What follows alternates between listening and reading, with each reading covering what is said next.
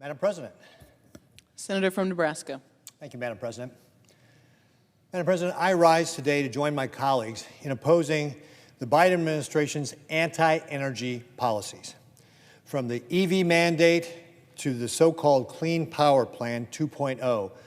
The Biden administration's war on American energy threatens the livelihoods of millions of Americans and American families.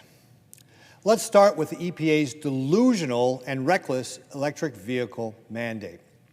It requires up to 2/3 of all cars and light trucks being sold in 2032 to be electric vehicles. It's delusional because it will block low-income families from owning a car. Owning a car is a pathway out of poverty for many Americans, including many people in my state. And Biden's EV mandate will drive up the costs of those used vehicles. It's delusional because the Biden administration has no plan for how we're going to generate the power needed to be able to charge these cars or the transmission lines needed to transmit the energy from where it's being produced to where it's going to be needed. And it's also delusional because this EV mandate will make us more dependent on the Chinese Communist Party, who controls about 60 to 80% of all the critical minerals that are necessary to be able to make the batteries for EVs. And they're leading us in this EV battery technology. This is how crazy stupid this administration is. They want to mandate EVs on the one hand, but they also want to attack any project that may allow us to be able to mine the minerals that we need to be able to create the batteries for EVs. For example, EVs can use up to 4 times the amount of copper that a regular car uses. At the same time, though, the Biden administration has blocked a road that would go to the Ambler Mining District in Alaska. Ambler Mining District is one of the places that we have a lot of copper. It's a major copper deposit. We need this copper, yet the Biden administration is blocking us from being able to get to it. It makes no sense. Another thing that makes no sense is an EV mandate that dramatically requires increasing our energy production and transmission on the one hand, and then on the other hand, the Clean Power Plan 2.0, which is going to attack our energy production. It's a classic example of bureaucrats gone wild. It forces coal or gas-generating plants, electric plants, to reduce up to 90% of their carbon emissions by the year 2039. First, the Clean Power Plan 2.0 is illegal. It explicitly is countering the Supreme Court's decision in West Virginia versus the EPA. Second, the rule will stifle our industry, not only in Nebraska, but nationwide. In Nebraska, 49% of our electricity comes from coal-generated plants, coal-fired plants. It's the baseload generation that we have. Nebraska actually ranks pretty high when it comes to renewable energy, at over 31% of our electricity coming from renewable energy, but we still need that baseload.